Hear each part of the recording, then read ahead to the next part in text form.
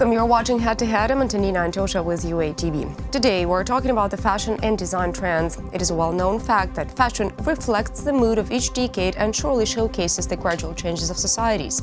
So what will the fashion industry look like in 2020, and what can Ukrainian designers do today to be among tomorrow's winners?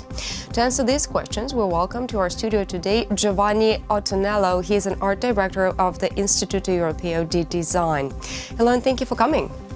Thank you so much for the invitation. Hello to everybody, of course. Okay. So if I'm not mistaken, you're going to be holding or giving a lecture called 2020 Fashion and Design Trends. Yeah. A little sneak peek. What's going to be in the program? Every year I study, or I try to study what happened in the future, and now the big trends is the water and the problem that the world, the planet has in relationship with the water. The next war, unfortunately, will be not for the petrol but for the water.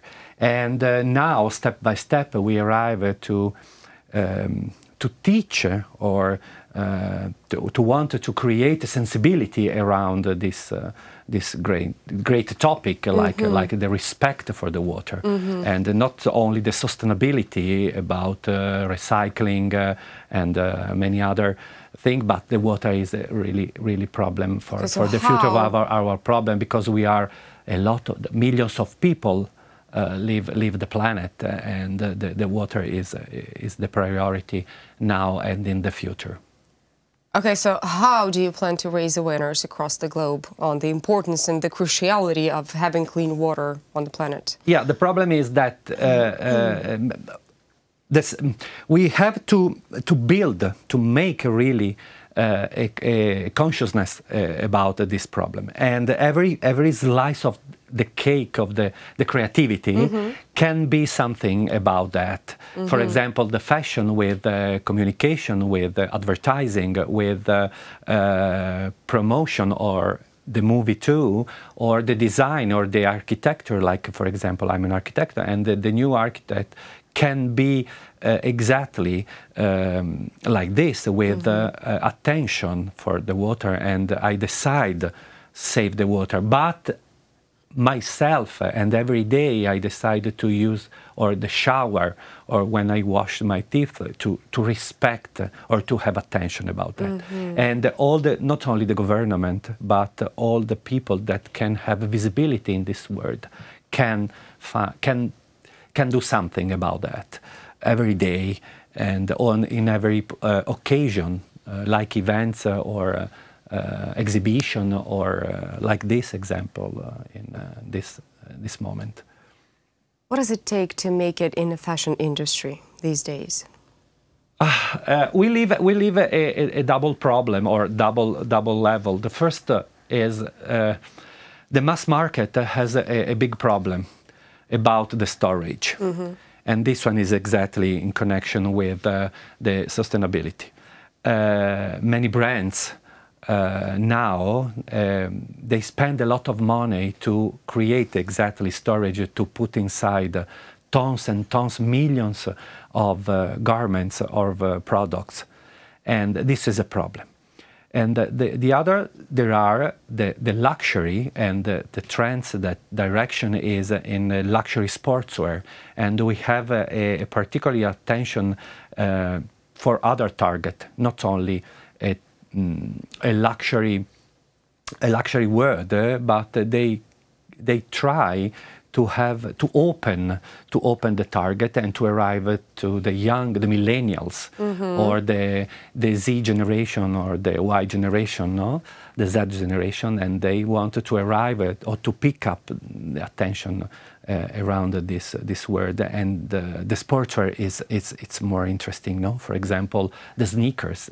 We have many brands like Valentino or Gucci that design luxury sneakers, exactly because the young people, the new generation wants to have it. They desire to have it, and they can spend money only for the accessories. Now, after 2008, we have a different approach in relationship with the fashion system, because after the crisis, a lot of people decide don't spend money for fashion or to wear something, and so they don't want to spend for a garment, but they prefer to spend for a detail, like shoes or glasses or brush, scarf. The clutch. Exactly, because it's... See, I'm learning.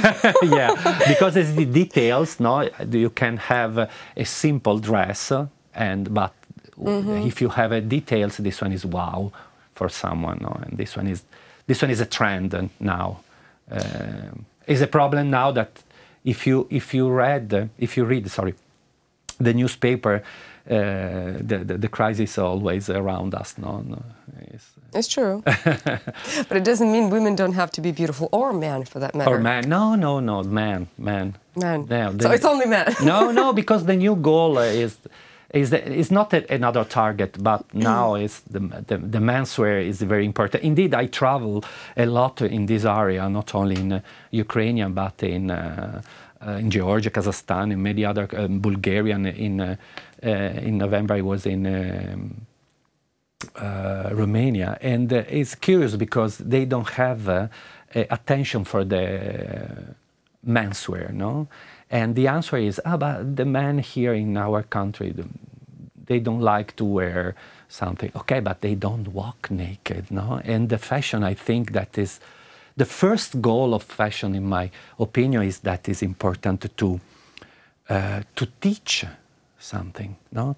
To create an identity, or to create a relationship between you and my idea of fashion.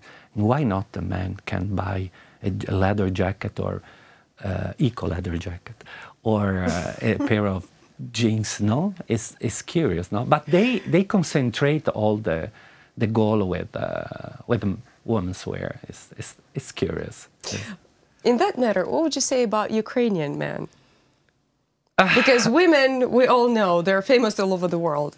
What about men? It's 3 years. It has been 3 years that I return, and I'm very happy to return every time here in Kiev. It has been a great surprise to discover a wonderful town with great energy.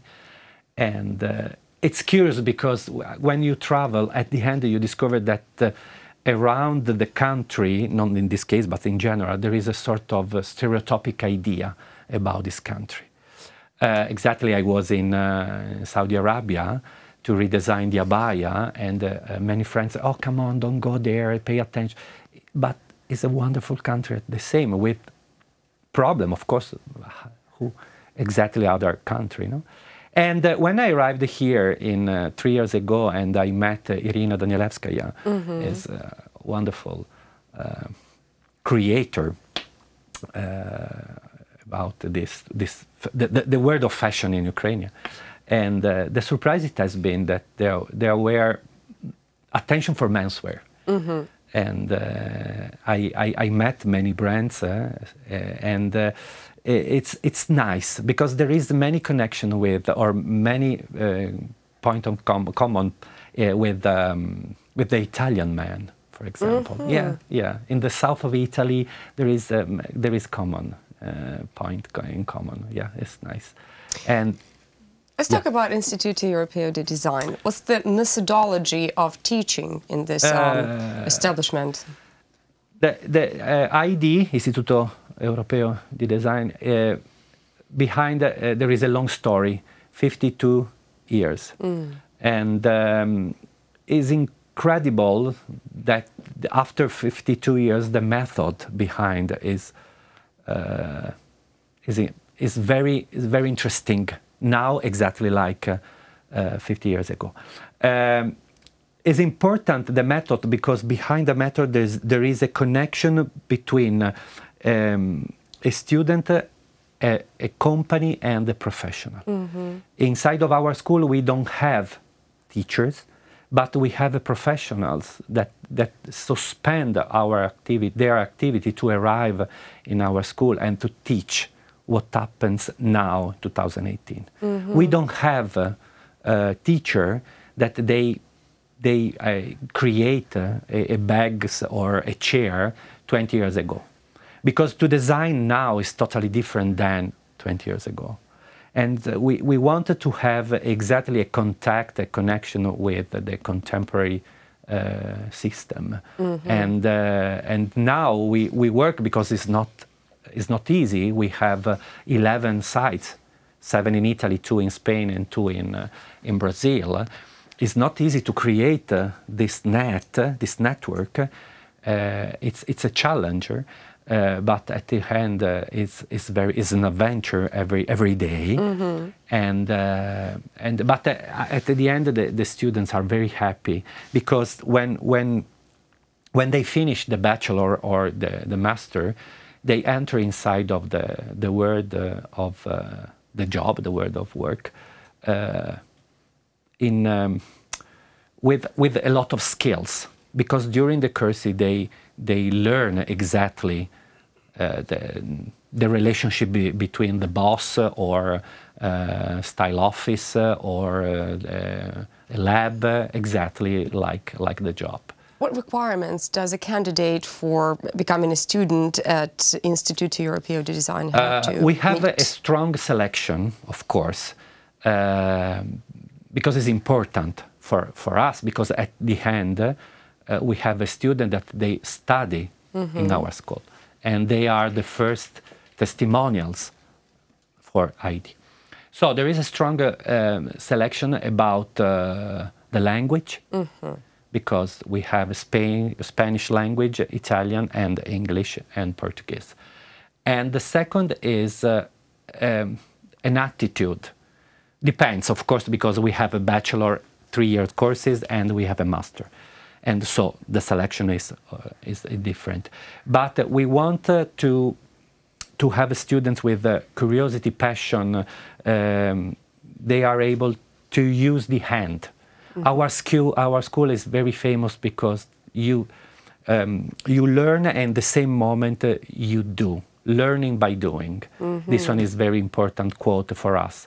You don't... So practice mostly. Absolutely. It's impossible to study fashion without sewing or without sketching or without touching a fabric. Indeed, our students design themselves the collection, because we want that they are able to stitch a skirt or to sew a coat, because it's very important. And unfortunately, we live now in a world where the designer, the fashion designer, are not able to recognize the difference between a velvet or a chiffon, no? Yeah, because they think usually there are people that think that fashion is a catwalk. Fashion is to create a crazy dress, no? To create something unwearable. But this one is not fashion. This one is a moment, no? Is a performance. Is a slice in a cake. The fashion is behind the fashion. There is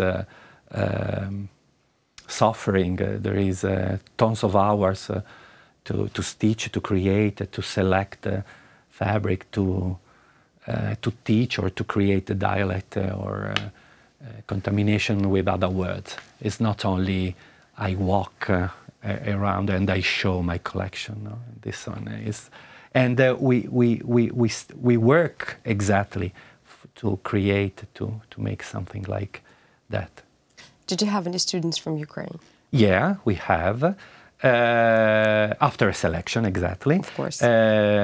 Generally 35 students every year we have it. Are they capable? Yeah, I'm very happy. And it's nice because they move from Italy, or they return here, or for example, we have example, the Ukrainian students with Sussex in USA or in UK, because it's a network. And the word is liquid now, no? Not only for the smartphone and the internet. No? Now, if you have an idea, you can tell the story. You can tell the story here in Ukrainian or in Italy or in London or in Japan. Why not? No? I push always my students to. It's important that don't have border. No, because the brain is important, and the passion, the curiosity. And when you enter in another country, it's very important to comprehend the cultural background and to use your cultural background and another country and mix together. This one is another nice opportunity.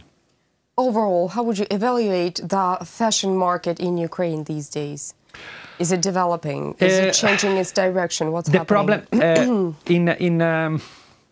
an example, in April, I think I was in Mexico, and in November I was in Romania, and then I was in India in September, and this is the question they told me exactly.